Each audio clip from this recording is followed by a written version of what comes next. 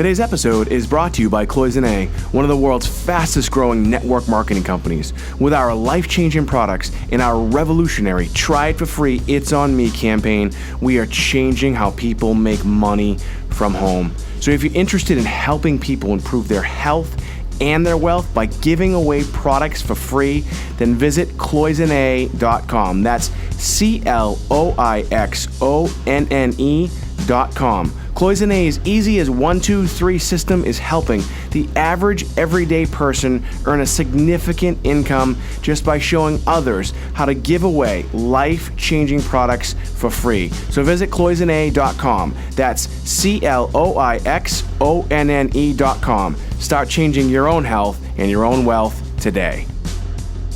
All right, well, my name is Michael Alden, and welcome to another edition of the Alden Report. I'm really excited for my next guest. We're here in our television studio. Most of the time, you're used to watching us in our podcast room, but we're actually in our film production studio. I'm pretty excited for my next guest and what he has to talk about. So it's going to be a little bit different today. We're going to be talking about not necessarily business. There's going to be a lot of business talk in there, but we're going to be talking a little bit about the nonprofit world and kind of how that works. But we're also, my next guest, he's the co-founder and director of an organization called Change is Simple. I love the name of it. Obviously, my book, 5% More, we talk about small changes. And his organization is really revolutionary what he's doing. He's educating our youth on our environment and what they can do, and he's making it fun for them. He's going into schools. I don't want to steal his thunder, but he's doing a lot of great things, and I'm really excited to have him. Patrick, thanks for being my guest. Oh, thank you for having me. Patrick Belmonte, by the way. So, Patrick, Change is Simple. Tell us a little bit about what this organization is, and actually, let me backtrack. How did you get involved in doing this? Sure. Change is Simple was founded actually by my wife and I. My wife's an environmental scientist, and because you have a degree in marketing. Yeah, right? I do. I started my college career in environmental science. Actually, I wanted to be a marine biologist. Figured I'd start in environmental science and then move my way through. And somewhere along the way, pressure from roommates and friends and saying, join us in the business world and we'll make $1 million. Right. So it was kind of a little bit of pressure there, but hindsight's 2020, and the skills that I gained from that experience have allowed me to kind of push the organization forward from a business perspective. Right. Whereas my wife is the environmental scientist that allows us to push the organization forward from a science perspective. Sure. So we kind of combined forces 6 years ago and developed this company, this nonprofit. And essentially what happened was my wife at 25 years old had been already working in the environmental field and out all over the country, traveling, doing cool work, cool places, but coming home just very discouraged. Right. And her discouragement came from the fact that she was really just a reactionary agent dealing with problems that we were causing at home. Okay. Consumerism driving businesses to make huge facilities or pollute, and she was just dealing with cleanups or build projects. When I think of that, I'm thinking of like an oil spill, like that type of stuff. Yeah, she's dealing with oil spills. She's doing interesting things like rare species surveys. So surveying areas and saying it would be detrimental to the ecosystems to build here, but really on the other side of it, looking at how it was going to impact communities in the long run. Right. And that was really where her heart and soul was saying, okay, aside from the rare species side of it, let's look at how this is going to affect the community water system. Sure. These people rely on this water. Right. How will this plant or this facility affect that? So, but essentially she was coming home upset and saying nobody is really putting this at the forefront of their decision making, and that comes from the fact that we've put 30 years of incredible science behind it, but really it comes down to people making change every day in their lives, and it has to be everyone. It can't just be environmental scientists. And nobody wants to make a change, especially when they don't necessarily see it impacting themselves personally, Exactly. right? Exactly. Is that one of your hardest obstacles to overcome? Well, that's so Change is Simple is super different from any environmental organization essentially that has been kind of put together in the past. We're not a nature program. Right. We are actually taking the selfish aspects of humans and kind of showing them to kids and to families and people and saying, okay, this is the real reason we need to protect the environment. These reasons that connect back to our social fabric of our communities, back to our own health, and saying, this is why we need to be environmentally friendly, because typically what's good for the environment is good for us, and vice versa. Right. I was saying yesterday, some people, they have actually, we're talking about this with a group of people that had really no understanding of sustainability. And I said, let's take something super simple, like a styrofoam cup. Right. If you go to Dunkin' Donuts in the morning, sure, people talk about the styrofoam cups polluting the environment. Sure, that's where people's head go, and they say, don't worry about it. I'm not worried about that. Right. Well, let's look at it from a sustainability perspective. And when you go to Dunkin' Donuts, if you were to take a really precise scale, take that cup without liquid in it, put it on that scale, weight it. You drink your coffee, put the coffee in, drink it. Right. You put it back on the scale again, it's going to weigh less. That means really?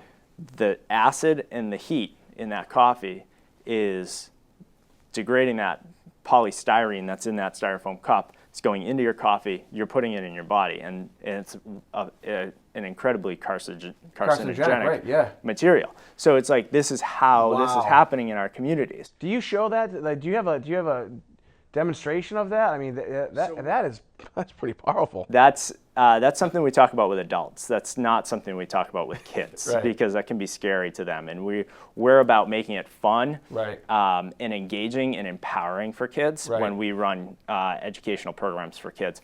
But when we're talking with adults, we do lay down the facts. So, and that's where we're trying to wake people up to say, here's what's going on, and there's so many aspects of sustainability. So people will sometimes look at us and say, oh, what are you teaching kids recycling? It's like, we're doing green chemistry with kids. We're developing products that they can use in their homes, safe cleaners, safe skincare products and personal care products, as project-based learning for them in their classroom. And then they're bringing it home and teaching their parents about like why we shouldn't use chemical-based cleaners. We can use green-focused cleaners and really impact our ecosystem. So, water going down your drains that you're cleaning or you're washing yourself with, but then also on your bodies. Your skin's your largest organ, So when you're putting something on your body, it's being absorbed into your skin. If there's a carcinogenic agent in there, it's getting into you. Right. And you do that small exposure over time, day after day. And it's like, okay, this is eye-opening, right? So it's amazing. I want to talk a little bit more, obviously a lot more actually, about really what you're doing with the kids. I think it's awesome. But I want to back up. I want to just into the business side of it for a little bit. You're the first organization that's been on that's a nonprofit, and as an attorney, I've actually taken some classes on the nonprofit world, especially in Massachusetts. It's heavily regulated.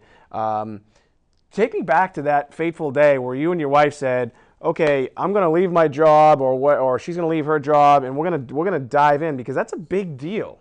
I mean, even people think nonprofit means that you're not going to get paid. That's not really. We know that's not how it really works. But I mean, take us back to that time when you said, all right, we're going to make this jump, and like, how does it work? Because I don't really know how. I mean, I know that you get grants and things like that. Tell us how it all works. Yeah. So when Lauren and I decided to start this, it was one lesson in my brother's 4th grade classroom. He said, we're sitting around a Sunday dinner table week after week talking about science, talking about sustainability with him and my brother, who's a passionate teacher, classroom teacher, saying, we need more of this in the schools. The kids should understand this. This is a great way to integrate different types of curriculum. So the conversation started there. We started with one lesson in his classroom, and we had no money, and we said, we'll go in and we'll do this.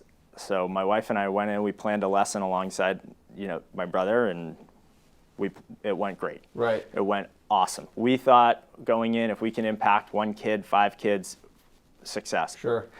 Every kid in that program was out of their minds enthusiastic about it. Right. And the other teachers across the hall came in and took a peek and said, you got to come and do that for my kids. So then we said, okay, maybe this is something more than just a conversation between my brother and I.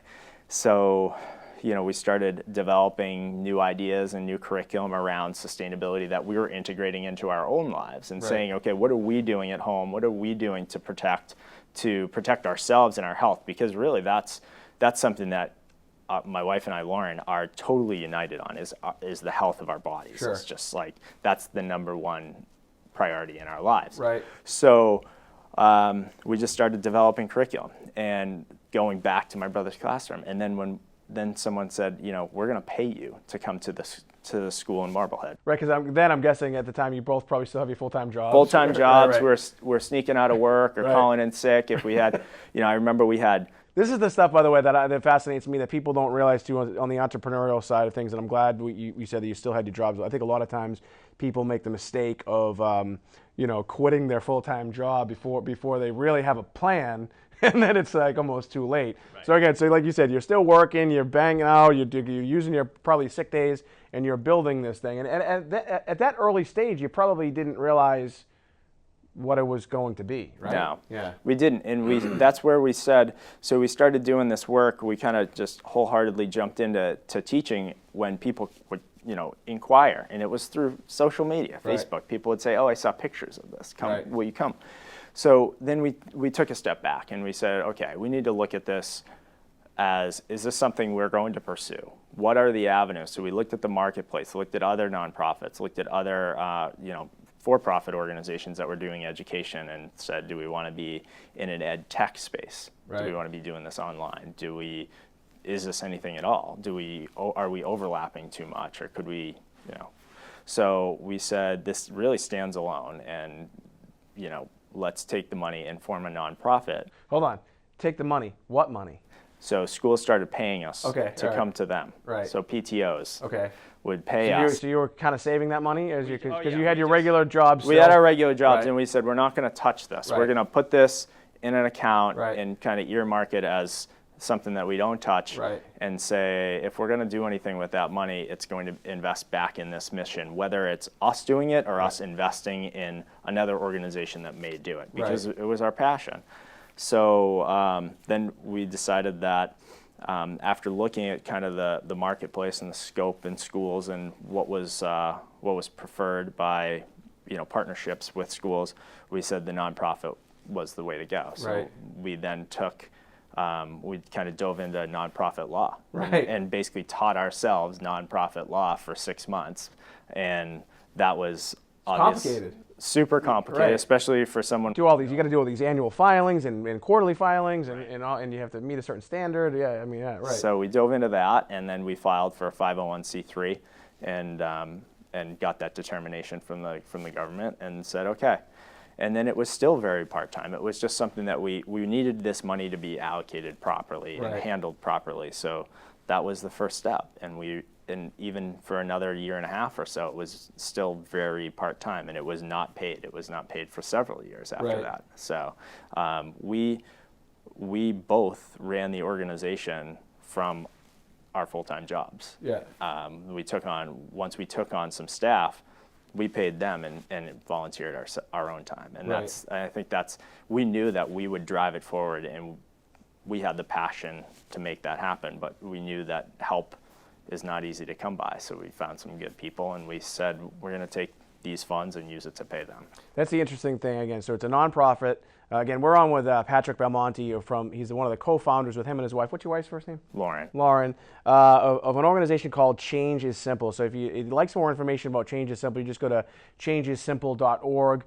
You can also find them on Instagram. They're on Twitter. They're on Facebook, and they're doing some really, really amazing things. We haven't really been talking too much about the exact specifics of what they're doing, but really for me, when I spend a little bit of time researching it, what they're doing is they're teaching our youth really about what is going on in the environment in a fun and academic way, and it's really growing. Again, I've known Patrick since we were kids, and it's just really neat to watch it grow. The other thing before we get back to is I noticed that if someone wants to donate to Change is Simple, they can do it through the Amazon Smiles thing, right? Yeah. Well, they can.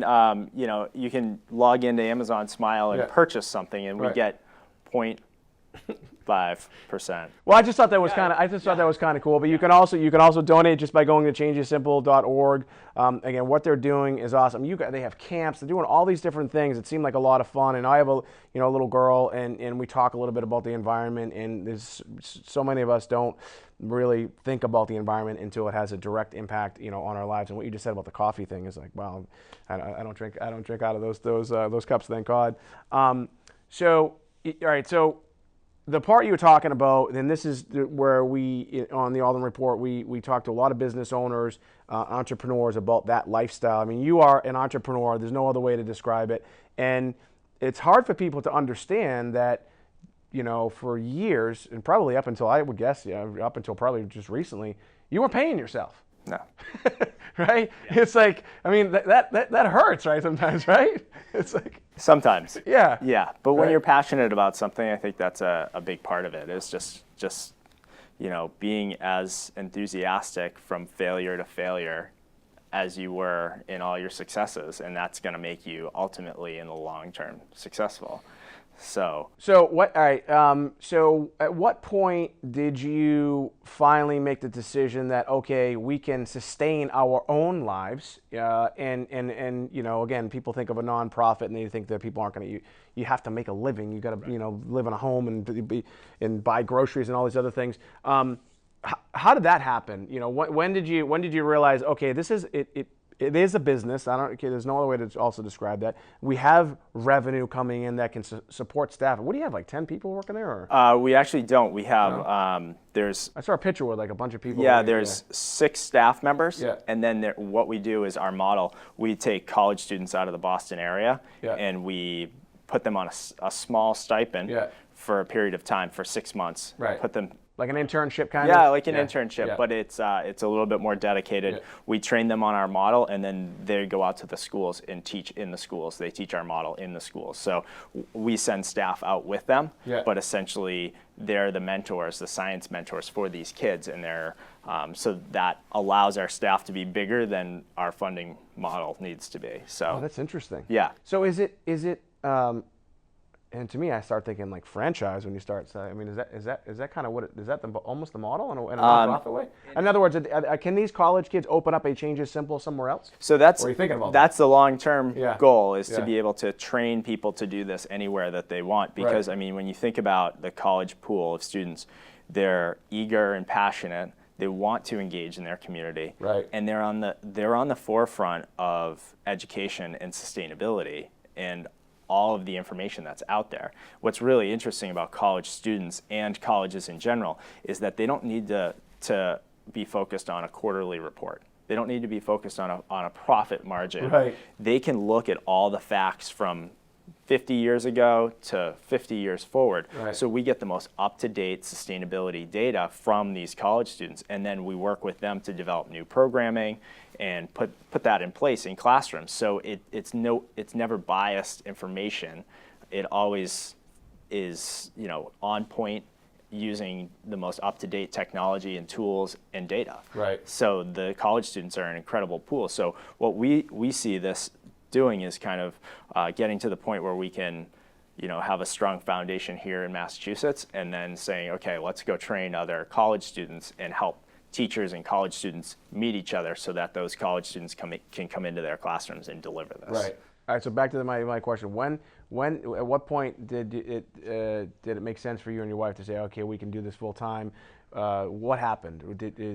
Is there a continuing revenue stream that's coming in, or like I don't know what your finances, but I'm just because again, as an entrepreneur, which again I keep saying what you are, it's a big deal to make that jump from I know you have a marketing background and a sales background, and your wife has the environmental sciences type background, but when you say, all right, we're gonna do this, like what was the impetus that made you say we can actually live our lives, pay a staff, and follow our passion? Yeah, well, my wife and I, we intentionally live small. Right. So we live simple and small. It follows our values with sustainability, but it also helps us do this. Right.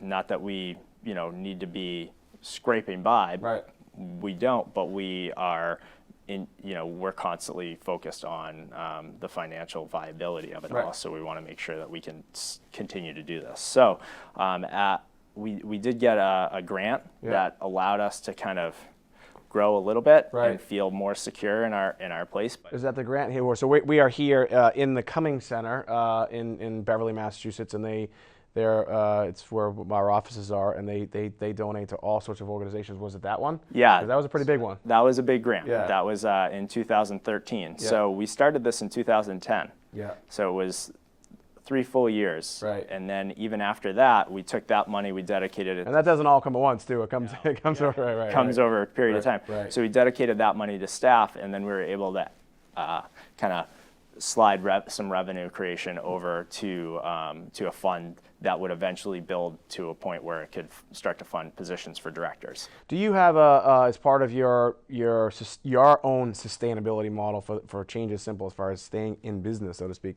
Do you have some sort of campaign where you actively say, okay, we're going to spend a little bit of time this year, this week, or this quarter in actively trying to raise money?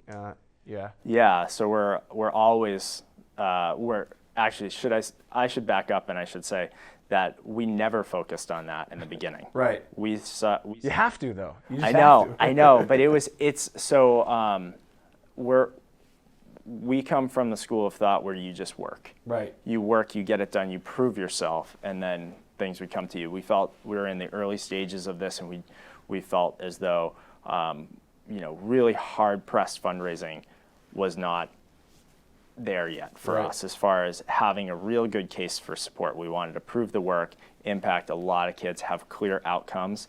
So then when we got to that point, which is fairly recently, 5 years of work, 16,000 students, we said, okay, now we need to really hit the ground running. So we really have started to focus in putting resources and funding into fundraising itself, which we had never done before. It was always, my wife and I, this person, that person, they own this company or that company. So now we're moving towards that, building out that fundraising model in a much stronger way and matching corporate businesses with schools. So the corporate business funds a school program so that it's somewhat subsidized by the business, and school buys in at 25%, which is a very reasonable amount of money for this full year program, and then a corporate business is matched with them. We bring the C-level executives in to see the programming and meet the principal or the superintendent. We do a luncheon with our interns with the C-levels, and it's a great thing. Photos and it's just like it doesn't.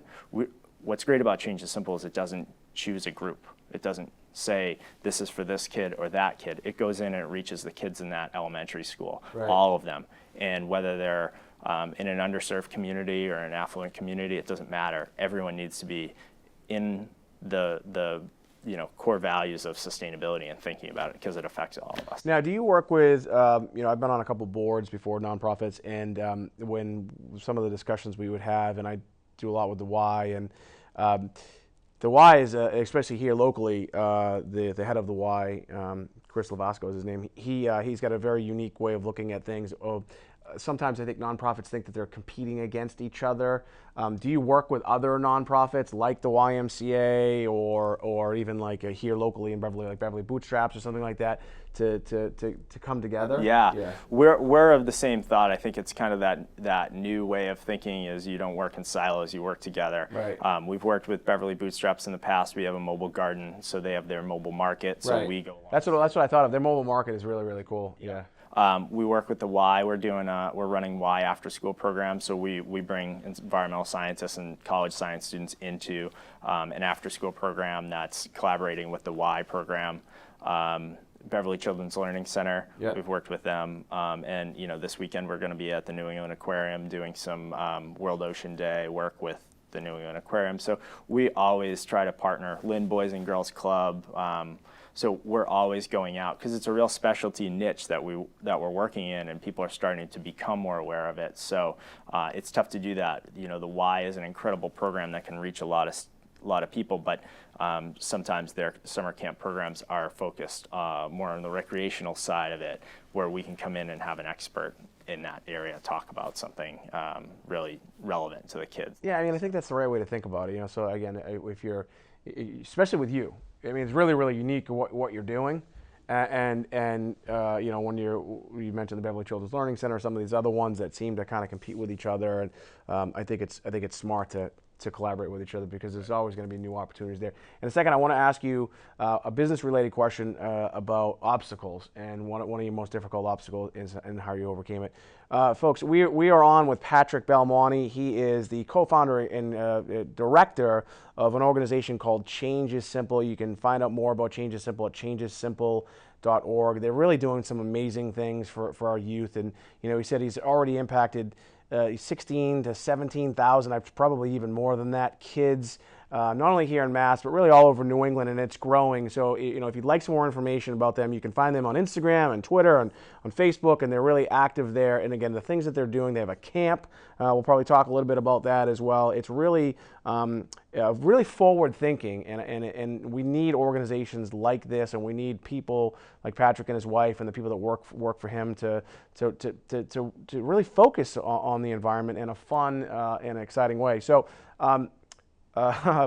Obstacles, you know, in business, there are so many of them, but give me an example of kind of one of your most difficult obstacles and how you overcame it. Sure. I think personally an obstacle of mine is that I'm incredibly independent, but that actually can work against you. Right. And this is where something that tied me back to you is just I needed to learn to ask for help more. Right. And that's truly still an obstacle that I'm dealing with. I could work all day, I could work all night, but sometimes it's difficult to just ask for help and have the right type of help and ask for support. You know, as nonprofit directors, we had never really been out fundraising prior to this. So asking for money, asking for someone's support in a mission, and getting them to understand that we've given hundreds of thousands of dollars of time to this, and you know, a donation from them is joining you in this effort to educate our children in our future. So that was always that's still challenging. You know, sitting and saying, you know, will you join me in this work is a challenging thing, and asking for help is a challenging thing. So your book, you know, Ask More, Get More, really caught my eye, really jumped out to me as something that I needed to just dive into and spend some time with, and spend some time not only reading it, but reflecting on it, sitting and thinking about that, and thinking about how I interact with people, how I look at the world, because it isn't just about, you know, the work, it's about your whole, you know, being and who you are as a person. So that's still an obstacle for me, is overcoming that. And then, you know, as far as obstacles on the business side of it is working with schools. They're challenging. They all have different priorities. They all have different contexts, and we can't just go to the same person at the same, across every district. There's different people making decisions. There's different pots of money, so. You know, that's always challenging. And I think anybody that works with schools would say the same thing. You know, I think about when I was on your website and I was looking at all the different schools that you've been to, and the hundreds and hundreds of courses that you've taught. You know, again, when I look at it from the business side of it, I'm saying, okay, well, to me, I'm looking at like the school in a way as a client. So you were fortunate with your brother; he's a teacher. You were able to kind of test it out there. So then from there, do you say, okay, well, do you just decide, all right, I'm going to start calling on schools? I mean, just showing up. Like, how did that work? Yeah. Because you've never done that before, right? No. I mean, word of mouth was the number one. Still is the number one way that we can integrate with a school and get them to listen to us. So a lot of times you could send them all the information you want, email them, call them. They definitely don't want you to just stop by and see them at schools these days. But it's really word of mouth. When parents and teachers start talking about a successful program that has inspired their students, change the way the kids look at the world and interact with the world and change the way kids learn, then the word starts to spread a little bit. So we really rely on that as a big part of it, as one parent saying something to another parent, or parent advocates that we run into in the community saying, tell me about what you do. Oh, that's really interesting. I'd love to introduce you to our principal or our superintendent. And then the conversation is linked between a community champion, a community person who cares about the district, and a leadership person in that district. So it's really interesting as you're talking about that. I think of the world we live in as far as the social media and advertising and marketing. I was going to ask you that question, but you've already answered it. Is for you, it just makes sense. You provide a great product, a great service, and then the traditional world of marketing just kicks in, right? And that is the best lead, so to speak, is when a parent or a teacher reaches out to you, right? I mean, it's such a great thing. So again, as far as marketing is concerned for you, I mean, I know you have some sort of marketing initiatives, but really the best thing is what you just said.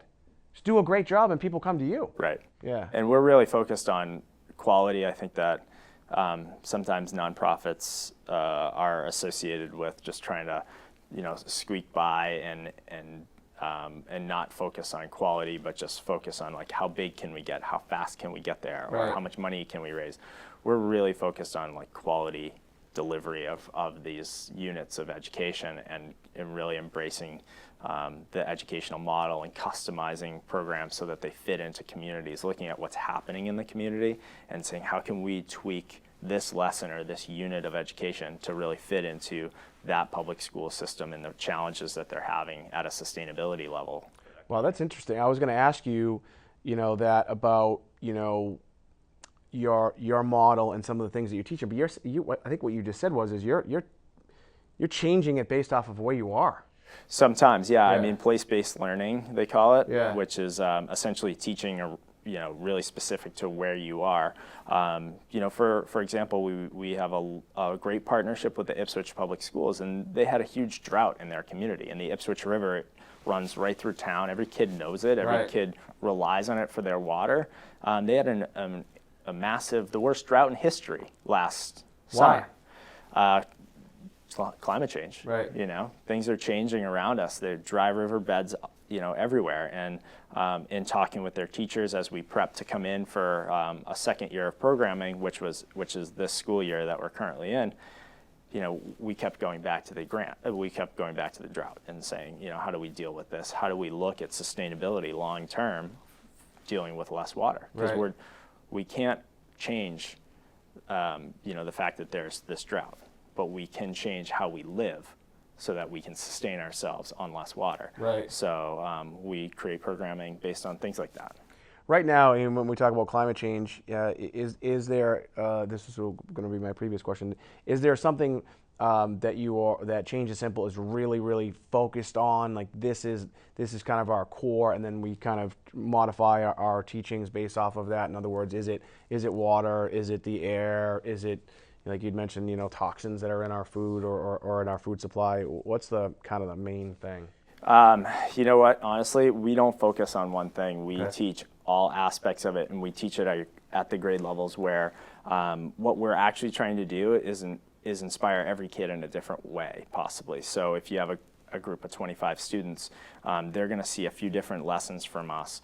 Actually, they'll see up 12 to 16 lessons from us, and one of those lessons is bound to inspire them on a path, and get them moving in this sustainable lifestyle, this holistic, healthy, sustainable lifestyle that we're trying to get kids on. So we do renewable energy programs where we're working on engineering. We do the green chemistry, which is, girls seem to love that. They're making a lip balm, they're making face cream. This is like, young girls love that. So we're trying to get. So you're teaching kids how to make their own like natural, non-carcinogenic lip balm, and how do you feel about it? On the side, how do you feel about sunscreen?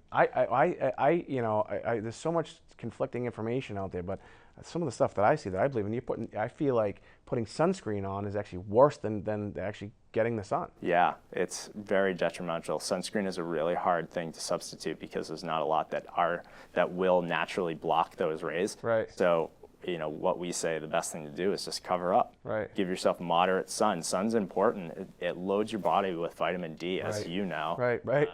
And that's a cancer, fighting Right. agent. Right. So let's, get some moderate sun. And we say, put the hat on. Wear, they have those light long sleeve shirts now. It's Yeah. like, cover up. I'm not a big fan of sunscreen. Do you, and as I'm thinking about this too, I don't think so. Does Change is Simple ever endorse any particular product? No. No. We're really working hard to just kind of teach the facts that are coming both from our science knowledge and college science knowledge, which doesn't have any ties to anything. I mean, products, I guess we could say we endorse renewable energy, Sure. solar, wind energy, but aside from that, now we're sort of pushing create your own and be creative in your process of picking products. Before you go, we're actually running out of time, but before you go, do you have I know it's only been 6 years, right, you said, which is still early, but do you have a success story, or can you tell us a story about maybe a child that did go through your course and maybe they were 6 and now they're 12, or maybe they were 12 and now they're 18, and maybe they're working for you? I'd love to just hear how that one kid that you just know that it's impacted. Right. That's a great question. There's a lot.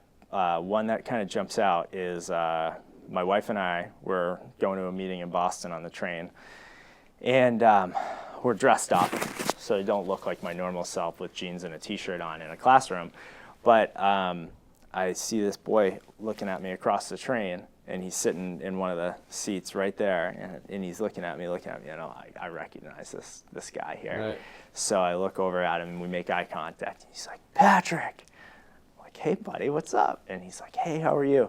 So this is a boy in the Salem Public Schools, and we had worked with him, and he comes right over to me across the train, leaves his mom in his seat, comes right over, sits next to Lauren and I, starts talking to us, starts telling us about how his parents didn't know that there was a farmer's market in town, had never eaten kale, things, started telling us about these experiences that he was taking his family to these Right. things that we had taught him about, that he had started a composting thing in his yard, and he was getting super excited to just sit with us. And then his mom came over, and that was a really touching part. Was his mom didn't speak any English at all, and he translated this whole conversation. That she thanked us because we had taught him about things, and then he went home and he had them reducing their energy costs. He did a home energy audit, which we taught him. How old was he? He was in 6th grade when Right. we had this conversation, but had been working with us in 4th and 5th grade. Yeah. So, he had gone home and done a home energy audit, reduced their energy costs, and mom's like, our energy bills are less now, and then he always wants to ride to school, which allows me to work, and he was pulling the whole family into this conversation about Right. sustainability, and that was just an incredibly touching moment to see how sustainability is such a big topic, but as a microcosm in a family can affect how they're eating, can affect how their healthy habits, whether it's getting to work on time or in riding their bikes, finding better food, reducing energy costs so that they can reallocate that money in their family to something else that's more important. So, and that's how we look at sustainability, that it's this really big thing. It's holistic. It's across all aspects of your life, and you kind of weigh it in every decision you make, really. Right. And it can be daunting, but we say change is simple because we take kids through our curriculum and they're making one change at a time. They're seeing one topic at a time, and they're able to kind of master it and teach other people about it. So we start one thing at a time, and just if we all do those things along the way, then you're going to have a huge impact. You're going to live a sustainable life. And I mean, there's 200,000 more people on this planet every day. 200,000 more. Population grows by 200,000. So we have a finite amount of resources. We all need to live a little differently. And if we can get people thinking about their choices, then we can have an impact. I love it. So again, we've been on with Patrick Belmonte. He is one of the co-founders with his wife of an organization that's called Change is Simple. You can find more information about Change is Simple at ChangeIsSimpleorg. Again, if you've been listening or if you've been watching, the things that him and his team and his wife are doing are truly changing the world. And I think a lot of people use that term or use that phrase lightly. That last story again that you just heard, and for me again with 5% more, when you think about these small little changes that you can make, it has a huge impact, like Patrick just said, across so many different avenues that you probably didn't even think of. So, visit ChangeIsSimple.org. Take a look at what they're doing. You can, if you're on Amazon, like most of us, you can make a donation through the Smile program on Amazon. You can find them on Facebook. You can find them on Twitter, on Instagram. And if you're local, if you're here, we happen to be here in Massachusetts. And we didn't talk too much about your camps, but I know you have camp programs. If you're a teacher, I know that we have teachers, and you're watching this right now and you want them to come to your school and teach your kids sustainability and how the little changes that you make can have a huge impact on their lives, reach out to Patrick. Again, you can find him. His information is right on their website. Again, it's ChangeIsSimple.org. Patrick, thanks for being on, man. It was really, really awesome. No, it was great. My name is Michael Alden. This has been another special edition of the Alden Report, and we'll see you next time. The preceding episode was brought to you by Cloisonne, one of the world's fastest growing network marketing companies.